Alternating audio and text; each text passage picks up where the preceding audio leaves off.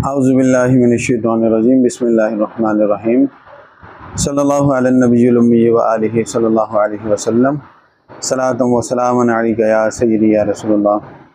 अस्सलामु अलैकुम व रहमतुल्लाहि व बरकातुहू।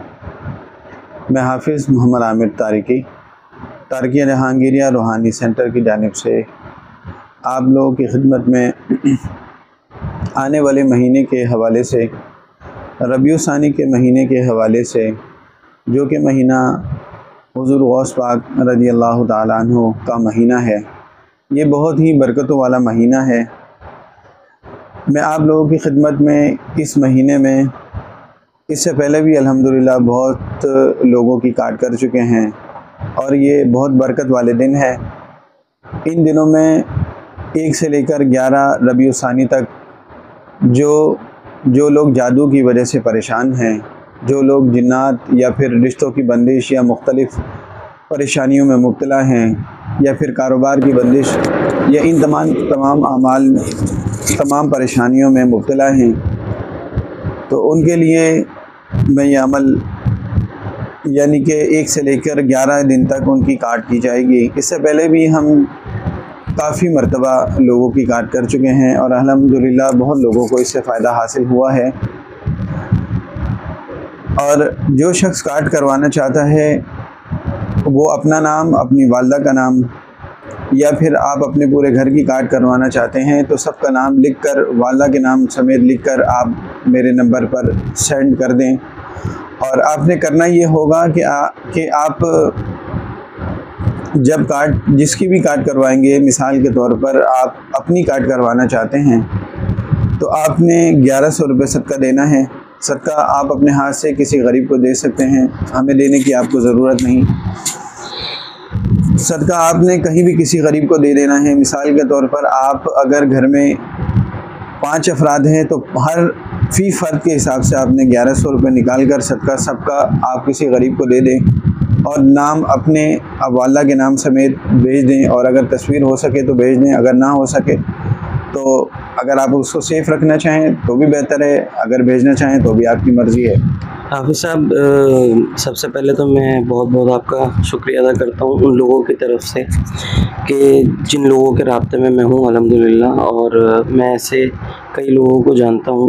ये कार्ड जो आप कर रहे हैं रबीउ सानी के महीने में, ये बहुत ही ज़बरदस्त अमल आपने दोबारा शुरू किया है, क्योंकि मैं समझता हूँ 2-3 साल पहले आपने जब किया था तो इंतहा से ज़्यादा लोगों को फ़ायदा हुआ था। मैं ख़ुद इसका शाहिद हूँ और बहुत लोगों को इससे फ़ायदा हुआ, क्योंकि कई ऐसे लोग हैं, कई ऐसे अहबाब हैं जो इस चीज़ को अफोर्ड नहीं कर सकते, कि जो आमिलीन हज़रात कहते हैं कि आपके काम में इतना ख़र्चा होगा, और होता भी है। ऐसी ये बात नहीं है कि ख़र्चा नहीं होता, लेकिन यह है कि कहीं मेरी बात से कोई ये मतलब ना ले कि आमिलीन हज़रात जो पैसे लेते हैं तो हाफिज़ साहब पैसे नहीं ले रहे, वो लोग गलत कर रहे हैं। नहीं, बिल्कुल ऐसा नहीं है।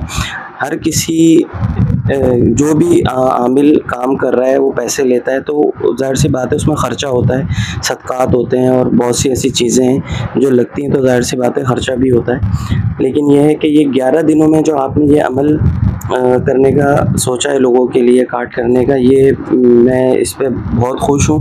लोग भी बहुत खुश हैं जिनको मैंने बताया है, और आप तो वीडियो भी बना के आप लोगों को बता रहे हैं। माशाल्लाह बहुत लोगों को फ़ायदा होगा। बहुत अच्छा अमल आपने ये सोचा है करने के लिए।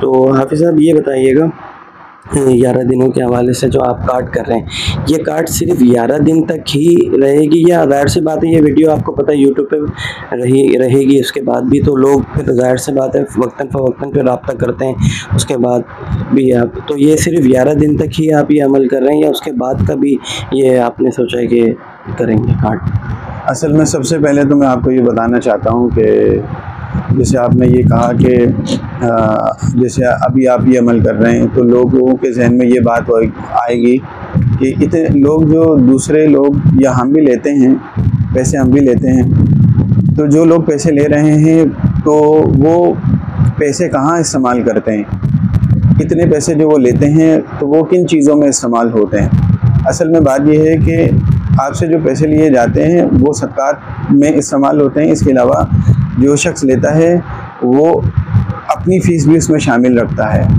इसके अलावा यानी वो अपने खुशबू वो अपने वक्त का, जी बिल्कुल, वो अपने वक्त के पैसे लेता है। इसके अलावा इसमें जो खुशबू इस्तेमाल होती है, जो बखूरात इस्तेमाल होते हैं, वो इंतहा से ज़्यादा महंगे हैं। आप अगर खुशबू लेने जाएं तो आज अगर उसकी कीमत 1000 रुपये है तो यकीनन उसकी कीमत जब दोबारा जाएंगे तो उसकी कीमत कुछ बढ़ जाएगी। जो बखूर आपको आज 300 का मिलता है, अगली बार वो आपको महंगा मिलेगा। ठीक है, तो मकसद ये है कि इन आमाल में इस अमल को करने के लिए जब भी आप किसी की काट करते हैं तो उसमें बखूरात की ज़रूरत होती है, खुशबू की ज़रूरत होती है, सामान की ज़रूरत होती है।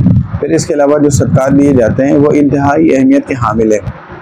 जब भी आप किसी की काट करते हैं, अक्सर आपने देखा होगा कि आजकल जो कोशिश इस तरह जो आमाल लोग कर लेते हैं, फिर उसके बाद लोगों का इलाज शुरू कर देते हैं। जब वो किसी का इलाज शुरू करते हैं तो उनको ये मालूम नहीं होता कि हमने सदका क्या देना है, किस तरह देना है, और अगर हम फंस जाते हैं तो हमें इसमें से निकलना कैसे है। इन बातों का किसी को मालूम नहीं होता। आज इस तरह के बहुत सारे केसेस हमारे पास आते हैं कि हम लोगों का इलाज करते थे और लोगों को बहुत फ़ायदा होता था। अक्सर एक बार ऐसा हुआ कि किसी ने हम पर जादू किया, और जादू वो इतना शिद्दत का जादू था कि सारे अमल भी सल्ब हो गए, सारी रूहानियत भी सल्ब हो गई, और घर में जादू का वो मामला हुआ कि आज तक कभी ख़त्म नहीं हुआ। हम इलाज करवा के थक गए। अच्छा, हमसे पूछा जाए तो आपने क्या क्या अमल किए थे, उनसे वो तो बताते हैं हमने ये भी अमल किया था, ये भी अमल किया था, ये भी अमल किया था। हमें करते करते 1.5 साल हो गया था। लेकिन बात यह है कि जब तक आप मुकम्मल तौर पर नहीं सीख जाते, किसी का इलाज करना आपके लिए बेहतर नहीं है। और आपके सर पर हाफिज़ साहब, मैं इसमें ये बात ऐड करना चाहता हूँ, शायद आप इसकी तस्दीक फरमाइएगा। क्या कई लोग ऐसा कहते हैं कि मैं इतने साल से पढ़ रहा हूँ, 5 साल से, 6 साल से, तो आप क्या फरमाते हैं कि 5 साल, 7 साल, 11 साल से पढ़ना, ज़िक्र अस्कार करना यही काफ़ी होता है, या किसी कामिल की इजाज़त पीछे बहुत ज़रूरी होती है? क्योंकि अक्सर लोग कहते हैं मैं इतने साल से अमाल कर रहा हूँ तो मैं अब इलाज भी करता हूँ, या इलाज, क्या आप ये समझते हैं कि इस साल की बात करना कि मैं इतने साल से कर रहा हूँ तो मैं इसलिए ये काम कर सकता हूँ, इस बारे में क्या फरमाएंगे? या फिर किसी कामिल की इजाज़त होना पीछे इलाज के लिए बहुत ज़रूरी होती है? देखिए, सबसे पहले तो बात यह है कि कामिल की इजाज़त ही सब कुछ होती है। बिल्कुल। अगर कोई बुजुर्ग आपको इजाज़त देते हैं और वो मुकम्मल तौर पर आप पर नज़र रखते हैं और आप उनकी नज़र में रहते हैं, जी, 2 चीज़ें होती हैं, या तो आप उनकी नज़र में रहते हैं या आप उनको नज़र में रखते हैं। सही। मिसाल के तौर पर बहुत खुशनसीब लोग होते हैं जो बुजुर्गों की खिदमत में रोज़ हाज़िरी देते हैं, उनकी खिदमत में रहते हैं, उनकी नज़र में रहते हैं, बड़े खुशनसीब लोग हैं वो। माशाअल्लाह। और दूसरे लोग वो हैं जो दूर रहते हैं। मिसाल के तौर पर कोई इंडिया में है, कोई यूके में है, मुख्तलिफ कंट्रीज़ में लोग रहते हैं, तो ज़ाहिर है अब वो मुलाकात तो नहीं कर सकते बुज़ुर्गों से। जी। तो उनके लिए फैज़ का ज़रिया क्या है कि हर वक्त वो बुज़ुर्गों को याद रखें। सही। कि यानी कि मिसाल के तौर पर कि हर वक्त उनकी नज़र में ये हो कि हमारे सामने हमारे बुज़ुर्ग मौजूद है। सही। अपने दिल में, अपनी रूह में, अपने दिमाग में हर वक्त ये ख्याल रखें कि हम बुज़ुर्गों की खिदमत में मौजूद हैं, हम उनके कदमों में बैठे हुए हैं। तो आप ये समझ लो कि जब आप तसव्वुर ये करेंगे तो आप बुज़ुर्गों की खिदमत में हाजिर हैं। और जैसे आपने भी सवाल किया कि अमाल के लिए जब आप किसी का इलाज करते हैं तो उसके लिए इजाज़त, बिल्कुल सबसे पहले इजाज़त, फिर उसके बाद आपकी रियाज़त। अब जब आप रियाज़त करेंगे तो फिर बुज़ुर्गों की तरफ से आपको हुक्म होगा, चाहे वो 40 दिन के बाद हो जाए, चाहे आपको 1 साल के बाद हो जाए, जब आपको बुजुर्ग हुक्म दें। आपकी बात से ये मैं अंदाज़ा लगा सकता हूँ कि वक्त ही सिर्फ अहमियत नहीं रखता बल्कि नज़र अहमियत रखती है। बिल्कुल, नज़र ही सब कुछ है।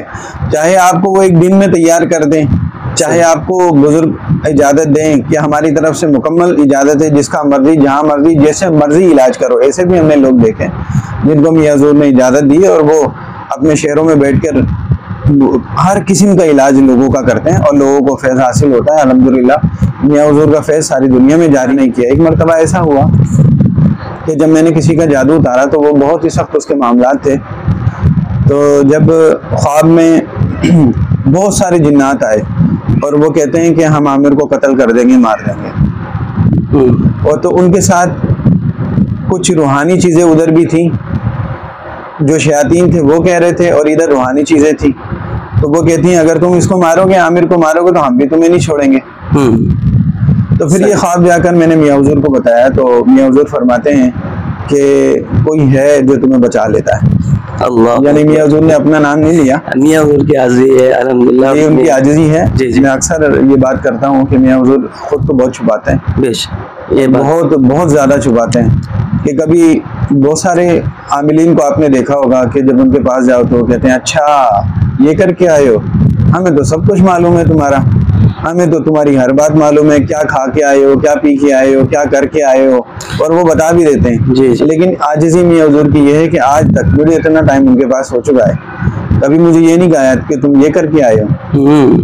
सिर्फ मेरी लाइफ में जितना टाइम मैंने मियाँ हुजूर के पास गुजारा है, सिर्फ 2 मरतबा ऐसा हुआ है जी जी, कि मियाँ हुजूर ने एक मरतबा मुझसे कहा हो कि आमिर तुम तावीज़ नहीं लिख रहे, अल्लाह अकबर, और एक मरतबा ऐसा हुआ कि एक मरीज़ मौजूद था खानकाह में, तो मियाँ हुजूर ने फरमाया कि बैठ जाओ, आमिर अभी आ रहा है, मोटरसाइकिल पर है। 2 मरतबा ऐसा हुआ है कि जिसमें मियाँ हुजूर ने खुद को जाहिर किया। अल्लाह अकबर। तो इतनी आजिज़ी, इतनी इनकिसारी कि मतलब ये कि वो मरीज मियाँ हुजूर के मतब पे इंतजार कर रहा था, तो मियाँ ने उनको ये फरमाया कि अभी बैठ जाओ, आमिर अभी आ रहा है घर से। जी जी जी, असल में मैं उनकी खिदमत में रहता हूँ अल्हम्दुलिल्लाह, माशाअल्लाह, तो खादिम हूँ, तो जिसकी वजह से तो मियाँ हुजूर ने फरमाया अभी बैठ जाओ, आमिर अभी आ रहा है, मोटरसाइकिल पर है। जी जी, माशाअल्लाह, तो वो मुझे कॉल कर रहे थे, मैं कॉल नहीं उठा रहा था, उनकी रस्ते में था। तो ये मामलात हैं, इस तरीके से जो है ना, बहुत सारे ये बातें इसलिए शेयर कर रहा हूँ आपसे कि जब आप इलाज करना शुरू करते हैं ना, तो आपको बहुत सारी परेशानियों का शिकार होना पड़ता है, और कई बार तो ऐसा होता है कि नुकसान भी होते हैं, लेकिन उन नुकसान को भी बर्दाश्त करना पड़ता है। तो कभी इस तरह होता है कि गाड़ी ख़राब हो गई जाते हुए, बहुत सारी ऐसी परेशानियां जो आपको ना समझ में आने वाली, काम के दौरान मुख्तलिफ लोग आके अगर कब्रिस्तान में पढ़ते हैं तो मुख्तलिफ लोग तंग करते हैं। सही। अब एक मरतबा सर इसी तरह कब्रिस्तान में पढ़ रहा था, तो जब मैं पढ़ रहा था तो वहाँ पर बच्चे आ गए बहुत सारे, तो वो कहते हैं पानी डाल दें इसमें कब्र में, ये कर दें या पैसे दे दें। अब वो मेरा 1 घंटे का अमल था, तो 1 घंटे तक मेरे सर पर ही सवार रहे वो। अच्छा।